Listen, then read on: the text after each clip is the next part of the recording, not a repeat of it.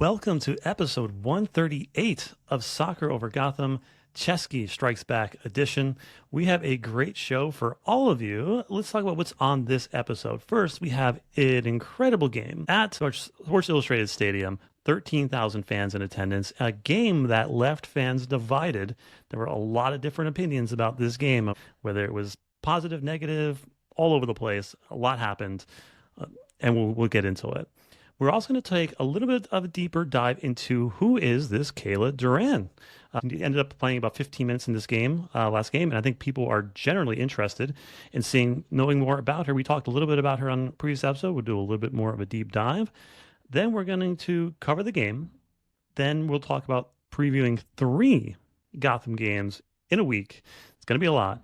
But first, Soccer Over Gotham on a Sunday. Why is that? Noelle is on vacation. Ruby is on vacation. And right after this, I'm going on vacation. So we're getting this out of the way, getting it done. So if it's not Ruby, if it's not Noella, who is it as my guest co-host? It is Amanda Westlake of All 411. Read all her stuff there. Amanda, how are you? It's good to have you back. Good. Thanks for having me. It's great to be back on. Yeah, it's been a while. I was hoping to catch up with you a little bit earlier because there's a lot of stuff going on. You wrote some really, really good, interesting articles, which we'll talk about. But I'm going to get a couple questions out of the way for you so we can get caught up. You just wrote an article about the rivalries in the NWSL. Now, in your opinion, do you feel that Gotham and Washington are a true rivalry? So I think it's just at the beginning phases, just starting out. It doesn't have the history that something like Portland and Seattle do, and maybe it's not like the natural rivalry that San Diego and Angel City have when they both came into the league at the same time. But I think definitely starting out in that the final last year, or the semifinal with Spirit and Gotham, and it went to those penalty kicks and Spirit knocked Gotham out of the playoffs. I feel like that could definitely be the beginning of a rivalry. I feel like a lot of fans travel back and forth to the games. I saw Spirit fans at the game yesterday. I know I've been to DC myself to watch the Gotham Spirit games. I know a bunch of people who have too. I think that there are all the things that could make a good rivalry there. Big crowd, fans were into it.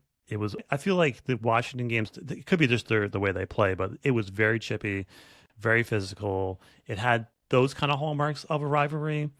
However, in your article, Jess Fishlock posted about like Seattle and Portland, and she just posted that like, we just hate Portland.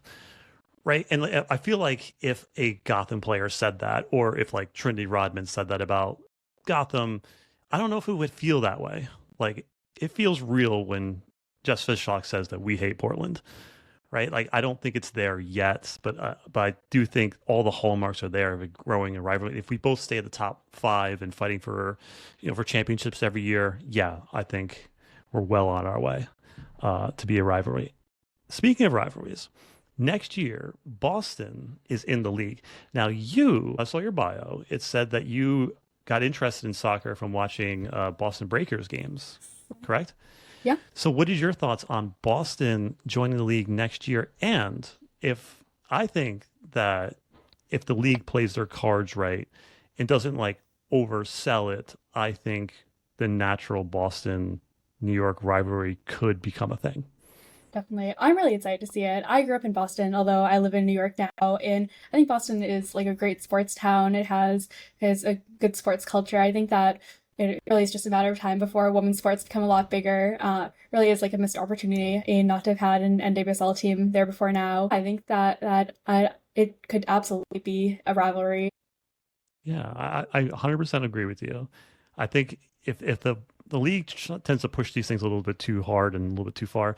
So I think if it's allowed to build organically, there's just this natural dislike between Boston and New York. I think it could be a good start of a rivalry there if it's done right. Definitely.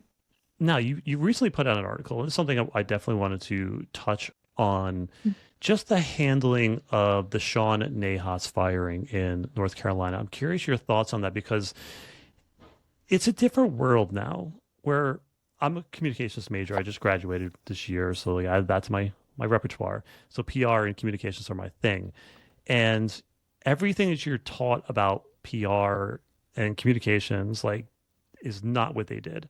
And it's in a new world because like I think Trump has changed this where it used to be like companies or businesses had some sense of shame where like if something goes wrong or whatever, they felt like they had to explain themselves. Oh, this is not us. This is not indicative of the brand or whatever that. But it feels like now it's more just like, why are you asking me about this? Yeah. It felt like very aggressive. Their denial of anything, and they didn't give us anything of substance either. I'm just curious how you thought that was handled. Yeah, I was just really shocked, I would say. I saw, I think it was last Wednesday at 7 p.m. or around then, they just put out the statement that so they had parted ways, Azer terminated Nahas' contract, in which nobody really expected at all. And then I was on that press conference the next morning, and they just kept on saying, like, that there are a multitude of factors, we can't give any insight, just repeating that phrase, multitude of factors, which really just gave no insight at all and was just really a bit hostile to the press who are asking very fair, normal questions like were the players notified? What kind of timeline was this done on? Is there any investigation? And I think it's hard to say because we don't really know what happened. So hard to say, if it was handled appropriately or not. But yeah, I think that transparency is super important. And it just seems like, yeah, things weren't done in the right way with this, especially with how they handled communicating with the press. Yeah, I always felt the courage were always acting like a big club in a small market. They always invested in their roster. They always had top players. They were always able to get Carolines and Jaden Shaw's over there, Ashley Sanchez. They always had the chance to like build their roster within in the right way.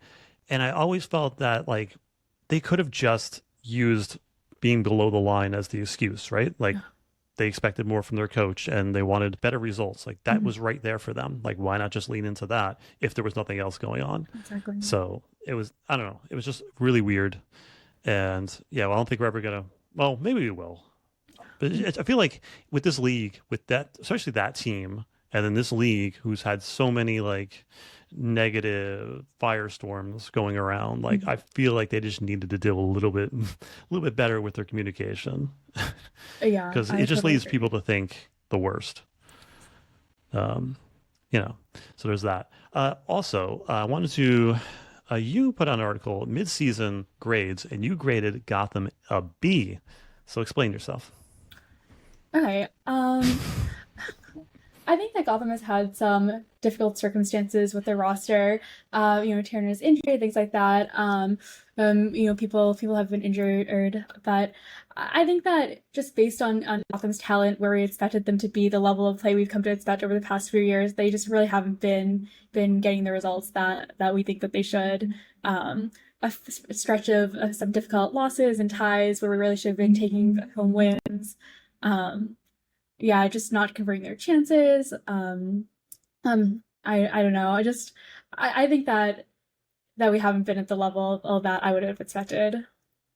Yeah, I think B is generous. I think C would probably be where I would have put them. I'm curious what the fans would have thought. If I saw that article earlier, I should have put a poll out at midseason. But yeah, I think the winning the CONCACAF Champions Cup is a big, huge deal, and I wanted that very badly. So I'm glad that they got that. But finishing like near, almost below the line at halfway point felt off considering the level of talent on this roster. So I still think they have a good second half of the season to get back there. But I think B minus C would have been fair for the midseason. And I also want to just touch on Amanda does really good work over at All for 11. And one of the things I definitely want to talk to you about earlier was an article you put out about Angel City in the league dealing with the ICE raids in Los Angeles. And obviously it's not stopping, so it's still going on. Just can you summarize the key points of that article, and maybe we can talk about that a little bit? Definitely. So LA has been a place where all the immigration raids have been really prevalent. It's a very diverse city, a lot of immigrants. And yeah, I was really happy to see that Angel City was doing something about it, taking a stand. They were branded themselves as Immigrant City FC. They gave out t-shirts, raised awareness during their games. And I think it's just great because believe that teams in sports have the responsibility to speak out about things like this that are happening. When there's these terrible, sad things happening in your country and in your communities, a sports team is part of the community, and so there's players who are immigrant and staff, people who are surrounding the team, and so.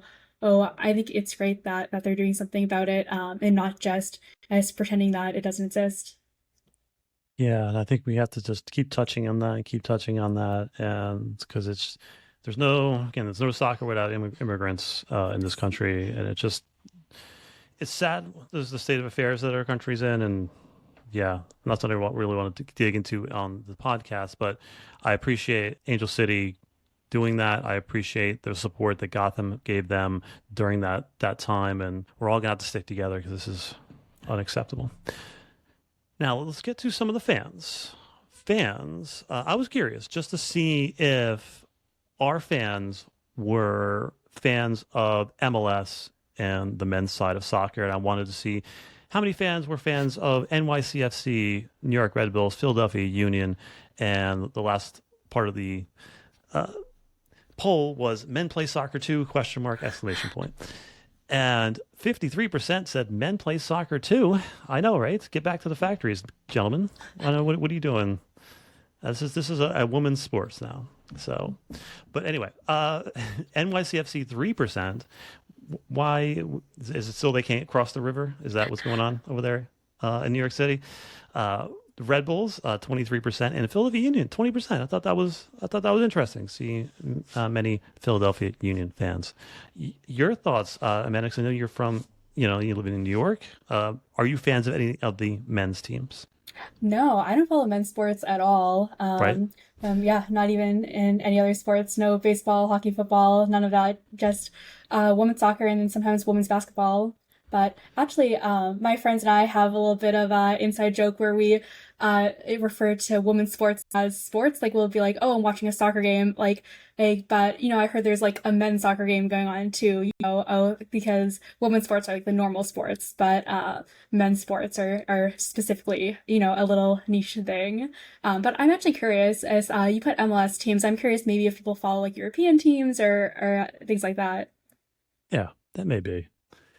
I started. I never like my whole playing career. I never really like watched or followed soccer too much. Oh. With European soccer, sometimes World Cups and all that stuff. But I was always playing rather than watching. And then I started as a Red Bulls fan 2014, 2015. It was like right after their head coach got fired. It was a big deal. And then over time, I don't know. Once I knew that women's soccer was a thing in the area, I just completely took over my life. And yeah, I don't watch any men's sports anymore. I watch the Red Bulls here and there. But I watch women's hockey, I watch women's basketball, I watch women's soccer. I'm trying to find how to watch women's lacrosse, women's volleyball. So it's funny when people find out that I don't watch any men's sports. But I'm a huge sports fan. So it's funny. But yeah, so that's where I'm at. I women's sports is just way more interesting. Yeah, I totally agree. I think that the environment, the community, it's really unique in a way that men's sports aren't. Yeah, and it's also like just the storytelling of it. Like I remember listening to this one like interview with like a men's soccer player, and it was a younger player, and like the most interesting thing about him was like he played Wii golf. I'm like, okay, but like think about like Midge Purse. It's like she's Harvard graduate, Harvard board of directors. It's like she's on Broadway. She's got her own podcast. She's starting a TV show. She's got like the women's games are just women are somewhat obviously there's a reason for that. There's a reason why women have so many fallback plans and for that. But I just find it to be just way more interesting. Definitely. Fun on a personal level. So everybody find us on Blue Sky, Soccer Over Gotham there. We have a lot of fans that we share their opinions on the show, so find us there. Also, subscribe to us on YouTube. That's where we're pushing our show towards. We're still on Spotify, but I'm moving our way over to YouTube full time. So, all right. Now, let's talk about the team. Gotham FC fans have a lot more to cheer about right now because two of the stars have been nominated for Ballon d'Or awards. We have Anne-Katrin Berger is nominated for the Women's Yashin Trophy, honoring the world's top goalkeeper. And of course, Esther Gonzalez is shortlisted for the 2025 Player of the Year. Just your thoughts on these two players being up for these awards and what it means for Gotham as a club in this league. Yeah, I mean, I think it's super deserved. I watched a good amount of the Euros, and Esther has just been amazing and scored so many goals. Just a beautiful player to watch. And AKP is just a phenomenal goalkeeper. She really kept Germany in the game under some difficult circumstances against France. I think that she's an amazing keeper. I'm so glad she's finally being recognized for the player that she is. But yeah, I think this is a great sign for Gotham that their players have been able to shine on this international level at the Euros, Europe. Especially because before joining Gotham, I don't think either of them were really consistent starters for their national team. So, it's really good to see. And I think Gotham, I've heard them say that they want to be a global club, and really, really grow in that way. And I think things like winning the W Champions Cup this past year, and then having these players be nominated for these very prestigious awards and make headlines in Europe is really great for Gotham, just growing as a club, getting more fans and building their legacy. Yeah, it's a great sign and totally deserved for both of them. I think you hit it on the head. Gotham is their main goal is to become a global brand and a world recognized soccer club. They want to be one of the best in the world. Winning the cup was a huge deal for taking that next steps, and having players recognized on that list, two essentially players on that list, is incredible visibility for the club, and it kind of builds this aura about this club that the best players in the world want to come here and they want to play here, and we have an attractive style, and this is a destination place for the world's best players. So very excited about that, and obviously, what more can be said about those two? Just incredible. They're both on another level. Player that's not quite on that level yet, and we just met her. Kayla Duran she got 15 minutes in the past game in a rough spot. We're talking about at the end of the game, Gotham is holding on for dear life. Washington has Trinity Rodman on the field. That is a really tough spot to be thrown into, and I thought she showed really, really well. So I think fans who didn't listen to the last show are asking themselves, who is Kayla Duran and where did she come from? So let's talk a little bit about her to give a little bit more context about her as well. She was born in 1999. She is a center back. Now, what's interesting about her is, I don't know if the fans remember a player named Gina Lewandowski. Gina Lewandowski was one of the top forwards in high school. I think she even started her college career as a striker and was scoring all these goals. And then she ended up as a center back, and she was an amazing center back. Kayla has had a similar projection. She was a forward all through her high school career. I think she scored something like 60 goals in her high school career. Then she made her way back to center back, and she had played for Brown University in 2018, and she was named to the ACC All-Freshman team.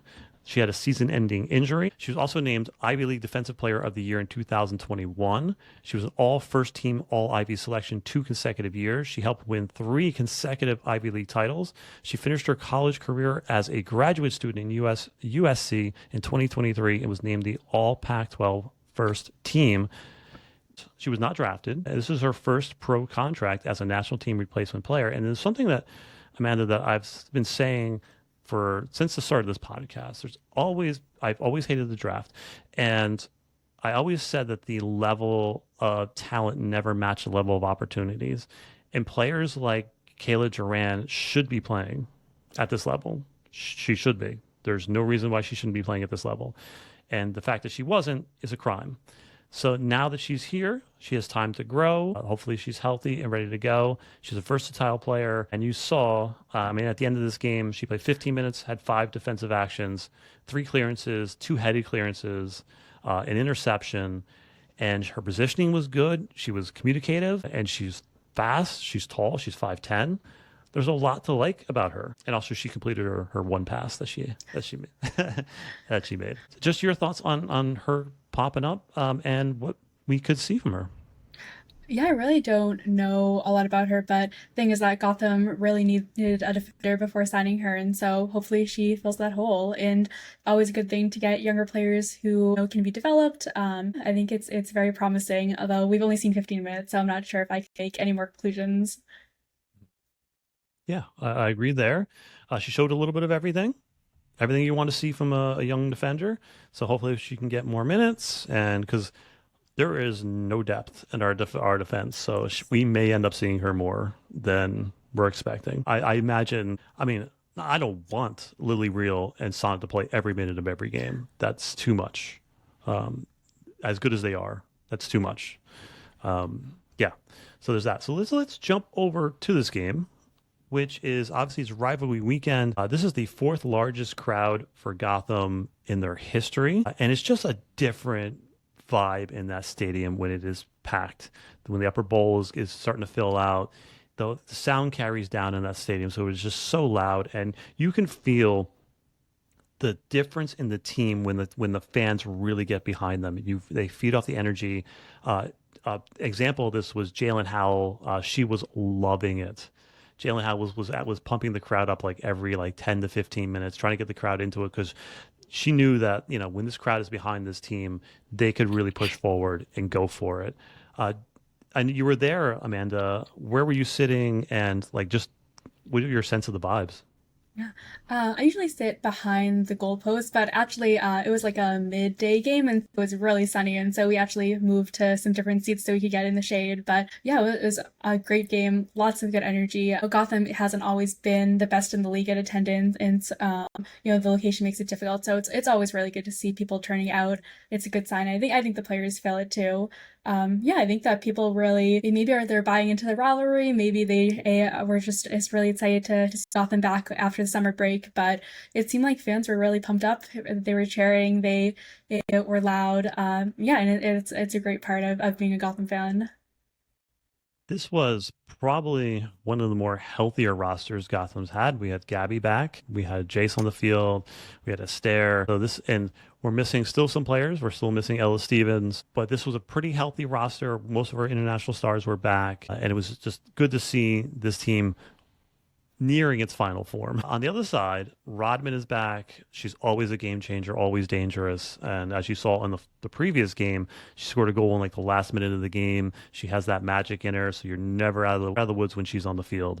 So it's always good to see her play too because she's a tremendous talent. But both teams are definitely going for it. Washington's trying to push towards the top of the table, and Gotham is just trying to stay above the line. Now, I think what's interesting about Washington is they are one of the top scoring teams in the league, but they also do give up a good amount of goals. They've given up 20 goals so far, which is four more than any other team in the top six. And Gotham, for reference, has only given up 14 goals this season. Washington could have moved up to second if they won, but no one's catching KC at this point. Now, the roster, I think this is what fans wanted for this team. Carter, Freeman on the right side, Carter and Sonnet in the middle, and Real on the outside. I think that is very interesting. And I think the other interesting thing is Jace is on the field, Shapansky, Harper gets the start, and Neely Martin is on the bench. We have Howell and LaBelle in the middle. Your thoughts on the back line and Martin not starting? Yeah, I think it's maybe a little bit of a more attacking formation than usual, having Jalen on the role as a six, and maybe it's Lavelle and Shapansky and more of like a attacking midfielder role. But yeah, I was happy to see this back line. I think Mandy and Sonnet are a good center back pairing, and having Jets and Lily can take a bit more of attacking roles as outside backs. Like it works pretty well. Yeah, I think that Kaya Harper has been a player who she just got her first start in the last game against Chicago and scored a goal, and then started this game. A good young player who I'm excited to see a bit more of. Yeah. And if you know Amoros, the way he coaches, he gives players runs, especially if they are performing well. So usually, like if a player pops into the lineup and they have a good game, you're pretty much expected to see them for the next like 2 or 3 games. He gives them a run out, lets them improve on their skills, and then so I was expecting to see Harper on the field for this game as well. Midge on the bench was a great sign. I mean, we were all thinking the worst with her hamstring injury leaving after 12 minutes in the last game. but glad to see her back. But Amanda, this is the first time in my entire from being a Red Bulls fan to a Gotham fan. However, I've never seen the pitch like this. It was gutted, it was dry, it was patchy. The players mentioned it in the post game presser. Both teams had to play on it, so it is what it is, right? Like, there's no excuses there. But it was a messy pitch. What's your thoughts? Yeah, it's just too bad. You would think that in WSL by now there'd be a bit of a higher standard of how the field conditions should be. But yeah, it was very patchy. I could notice like huge just dry spots where there is barely any grass. Yeah, kind of sad to see. I hope that it's better in the future. Yeah, no doubt. It's just because once Sports Illustrated took over, they started adding more concerts, more games. Obviously, I think the Red Bulls are playing they played like 3 games in the past week there or something crazy. And obviously Gotham's going to be playing 3 games really soon in a short period of time. So there's a lot going on that stadium, and they got to do better because that field is usually like the gem of American soccer. So that was really upsetting in a way to see it that way. And lastly, I have one VAR note, and that is Chesky. Now, things we should talk about this game. First, we should, as fans of this podcast, longtime fans of this podcast know, I've talked about referees maybe once a season. Maybe. I felt I've talked about them twice or maybe 3 times this season so far, and that's not a good sign. Because like the field itself, like both teams had to play on it with the refs. Both teams had to play with the ref. So usually it's like refs are human. You just have to adapt to the field. You have to adapt to the way the ref calls the game. In this game, Gotham did a good job because early on it seemed like they were letting a lot of stuff go, and then Gotham's like, okay, if they're getting away with this stuff, so then I can get away with this stuff. So you kind of have to like adjust to how soft or hard the ref calls the game. But in this game in particular, Mandy said that the team wanted to rebound from a poor performance against Chicago, which we all saw, and they wanted to be on the front foot early, and they were. For the first 25 minutes, 65, 70% possession. They're in Washington's half. They're pushing Washington around. And then Gotham gets a bit wonky and gets stripped. Well, first it was Lavelle with a poor back pass, which led to a chance on goal. Then a Berger gets stripped and the ball hits the post. Then the game changes on... I mean, your thoughts on it. Jace gets caught up in a tackle where she steps on the Achilles of a Washington player. She did do it. Just your thoughts. Do you think that was a red card? Yeah, this card just came in the 30th minute or so and just totally changed the game. I think that it was a very soft red card. I know it went to VAR. I think when it goes to VAR, they have to either give a red card or nothing. It can't just be a yellow. I just don't know if it was a red card. It seems very harsh to me. I haven't watched the video back, but I seems like from what people are saying that wasn't intentional at all. That it was an accidental step. Yeah, we've been through this already this season. Mandy Freeman got a red card for a very similar. She stepped on the player's Achilles coming from behind, not intentional, nothing in it. There's nothing in Jace's character or Mandy's character that shows that they would be a vicious player or intentionally doing that to another player. So it's not in their character. So it's hard to believe that was a red.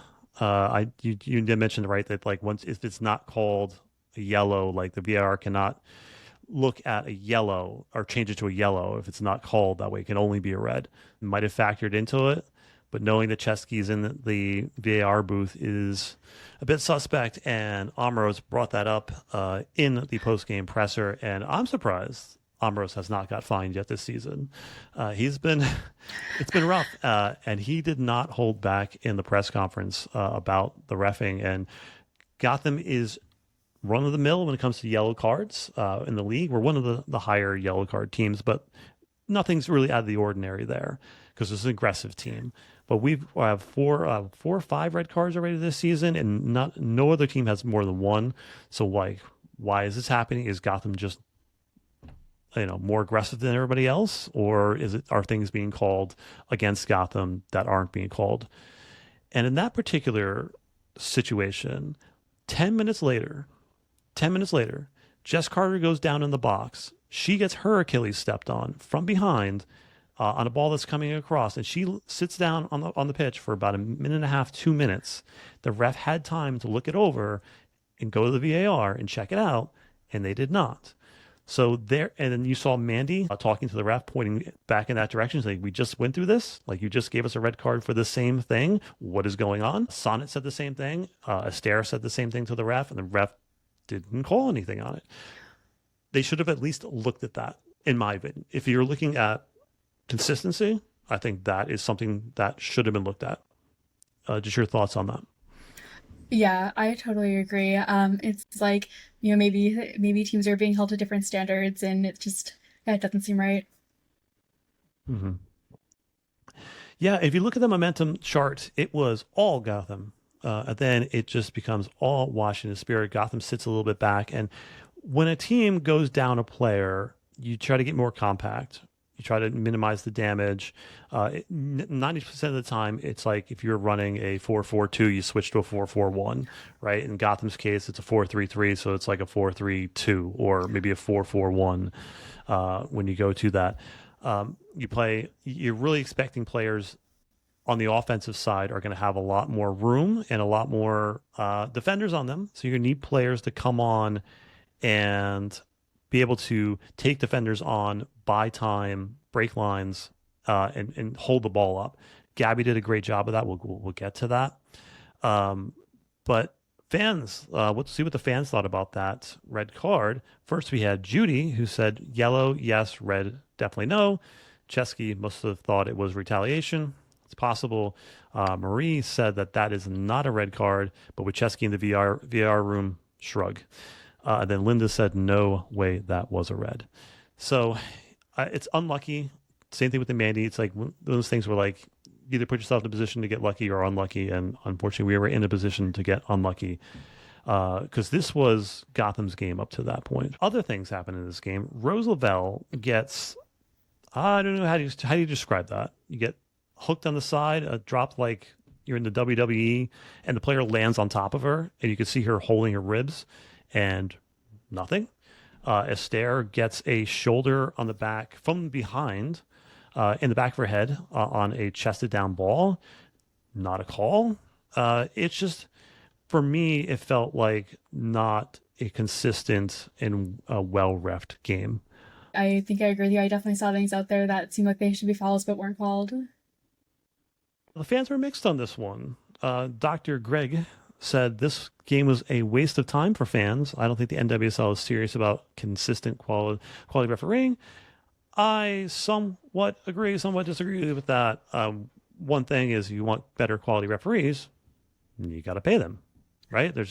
Referees should not be a side hustle, and most of the referees for pro and all that, they're side hustles. It's funny because I used to like dig into like who the refs were, and like they would always have like these like master's degrees and like neuroscience. I'm like, what are you doing as a referee? They just love the game, and that's why like I kind of get a little bit of breaks. I'm like, they're just human beings. They just love being around the game. This is not like a profession for them until they get paid more. So that sucks. But Amros in the post game mentioned that it was the same ref as the KC game who called the red card, and he says that Gotham is consistently playing against more than 11 players.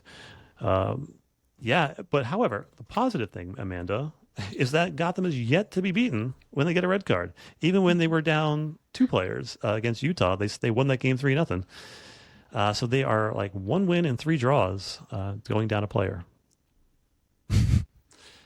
So what are your thoughts on that? I mean, obviously Gotham is a team that does not give up despite the situation. Yeah, it's a fun statistic. I actually didn't realize that until I think I saw you tweet about it. Um, I don't know. I mean, it doesn't seem like getting red cards is a good strategy, but maybe it works. And I think that it definitely, you're right, it shows the perseverance of the team that even when in the situation against Utah where they had 2 red cards, they still didn't give up. Yeah, it's in a way it makes things tougher on both teams because obviously with being a player down, you have to be more compact and take your shots. On the other side, you're playing against a team now who's sitting in a little bit more compact, so it's harder to break them down because they're not going to come out and face you on your end. So it makes it tougher on both teams trying to execute their game plan. I thought though the coaching from Juan Carlos in this game was excellent. I thought his substitutions were spot on. I think adding Neely as an attacking midfielder, just breaking up plays, not allowing them to find balls to Trinity Rodman, I thought was awesome. I thought Stengel really did create a little bit of magic. She nearly had that late goal. What it was like an inch off. What a save from Kingsbury, and most other keepers that's going in. And I think, as we talked about earlier, Duran made a good impression on her first debut. Your thoughts on those three players? Yeah, they're all good substitutions. Nelly starts a lot, but I thought that this was a good use of her. I agree. It was good to see her in the game and give the team a little bit more defensive power towards the end where they were trying to prevent another goal, any goals. Yeah, Katie Stengel is an interesting player to see back. She used to be a Gotham player, then we re-signed her after a stint at Crystal Palace. But yeah, I hope that maybe she'll be a good player to have back at Gotham, hopefully. And yeah, we talked about Kayla Duran before. Yeah, and Midge showing up at the last 5 minutes of the game was excellent. You still could see that she was being affected by her injury. There was two chances where she pushed a ball around a player. She had two chances to go full sprint, and she kind of pulled up a little bit and didn't want to go 100%. I get it, but it's good to have pulling her off the bench in the last 5 minutes was a good way to really attack Washington at the end. And I think Gotham did a great job. They ended the game on a corner, a free kick, and some dangerous positions. Although the chances that weren't created, as far as suspected goals are concerned, I still think it was a good sign that this team took it to a very good Washington team down a player. Any player notes that you have? It's good to see Midge being able to play and being at least somewhat healthy. I don't know. I think that looking at the success of the Spirit and what a strong roster that they have, and how Gotham has been playing, I think that just getting 1 point out of this game was a good sign, and it's something that Gotham should be happy about. Yeah, well, we definitely got to talk about Lily Real. In the post-game presser, a question was asked to Amros. I'm sorry, I forget the person who asked the question, but it was basically about at the end of the game, Lily was pumping the team up and really trying to get them to go forward, trying to get them to fight. And her leadership as such a young player is so impressive.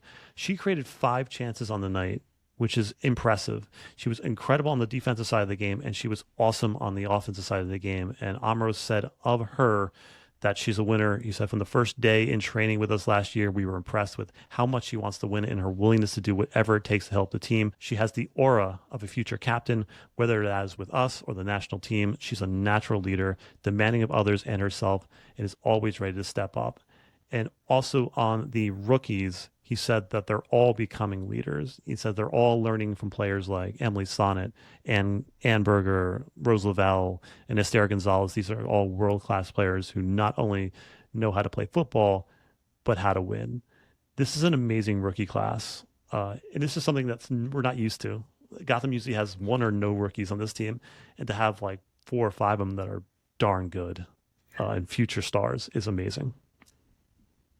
Yeah, I think it really shows an investment into the future of the team in a way that we haven't always seen before, and that's really, really exciting to see. And I think Lily is a great player. One of my favorite players to watch on Gotham this season, actually. As an outside back, she can attack, she can defend, put crosses into the box. Yeah, and I think that I was really, really excited to see her get that U.S. Women's National Team call-up and play her first few games with the national team. I actually got a chance to do an interview with her last week, which was really great, and I'll have an article sometime in the next few weeks out. That's a bit of a profile on her, so really excited to have that. And she talked about enjoying playing with Gotham, what she's been up to this season, what it was like to be with the national team for the first time. But yeah, just a super great player that I'm happy to have for Gotham. Okay, that's exciting. She's on our list to interview as well. So in the meantime, definitely read that article. When do you think it's coming out? I don't know, maybe sometime in the next week. It just depends on when I can get it written. Some vacation reading. I enjoy it. But do you have any takeaways from this match?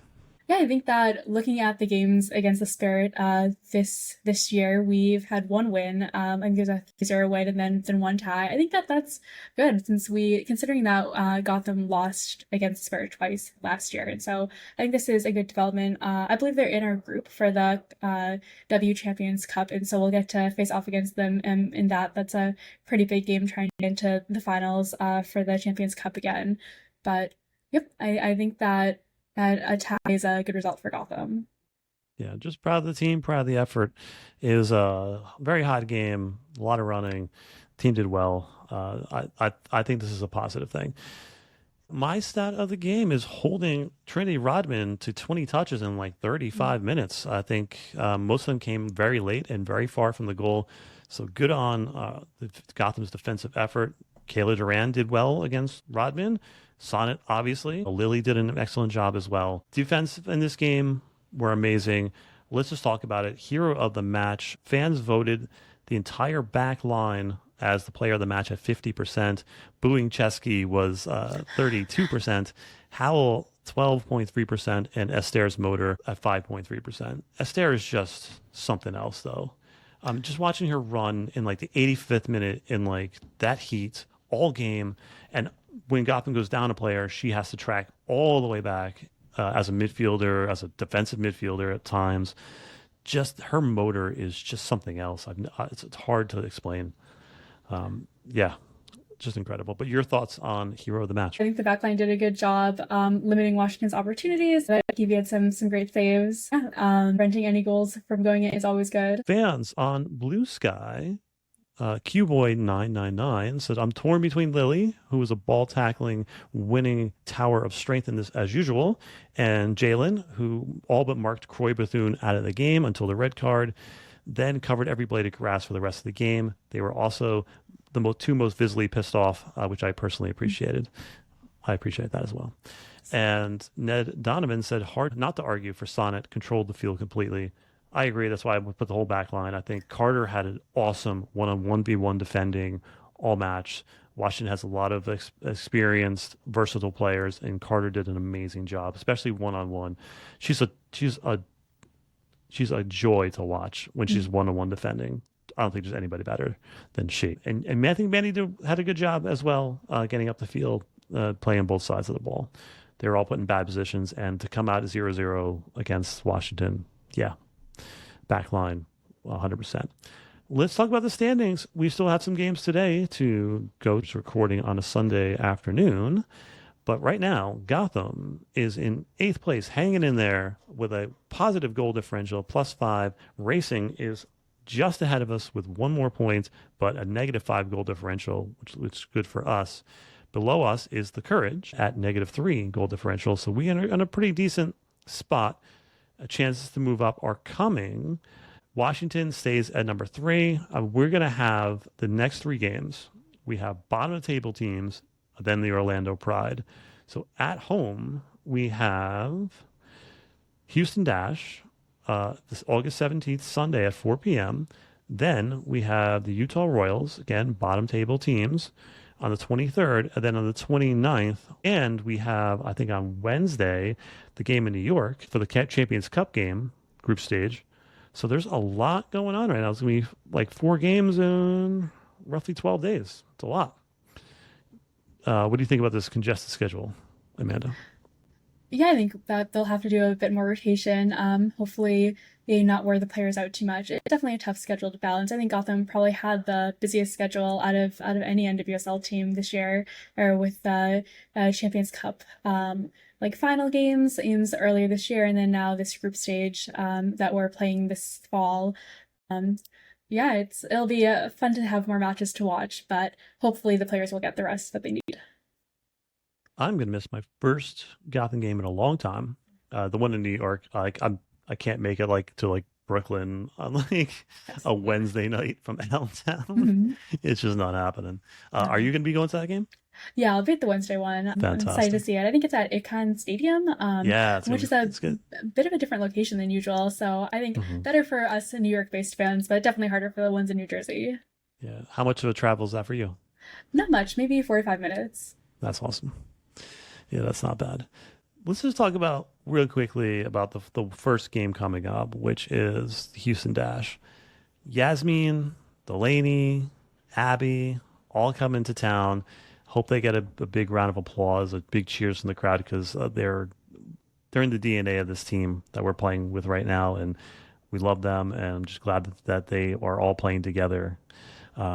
Abby has, I think I'm saying this forever, but like, I think she's better than Jane Campbell. I don't understand why she's not completely the starter there. But anyway, that's something completely else. But Gotham has a way of playing down to opponents. If Gotham keeps up the effort that they put in this game, I don't think Houston has a chance. But, as we've seen recently, Gotham has a way of playing down to opponents. Your thoughts? Yeah, I think the Gotham's first game against Houston this year, earlier on in the season, I think it was one of the first few games. It was a 0-0 tie, just couldn't get any shots, and so hopefully that doesn't happen again. But yeah, we'll have to see, and it'll be good to see Yaz and Delaney back playing against Gotham this time. It'll be an interesting dynamic. Yeah. Look forward to it. It's going to be, I got the week on vacation. As soon as I get back, it's Gotham, Gotham, Gotham. I don't know how we're going to I don't know how we're going to do a podcast that week. It's always like rough to do it with a midweek game, but we'll figure it out. But any random thoughts before we head out of here? No, I don't think so. Okay. I got a book to read over my vacation, and I almost finished it already. It's killing me. I'm like on a tear. Since I graduated in May, 12 or 13 books already. It's crazy. What's the book you're reading? Yeah. Some of the books that I've just recently read are behind me. Ninth House, Firekeeper's Daughter, Long Way to a Small Angry Planet is a good one. Crooked Kingdom's amazing. And This Is How You Lose the Time War was one of the most fun books I've ever read. What? I'm reading a book called The Left Hand of Darkness right now by Ursula Le Guin. Okay. How is that? It's great. I definitely recommend it. Left. Mm-hmm. Yeah, I'm going to finish this book before I even get on vacation. Nice. So, okay, that looks interesting enough. Down my alley. Okay, sci-fi. I love sci-fi. Okay, sounds good to me. All right, so we will see you next weekend. All right, everybody, we'll see you soon. Let's go.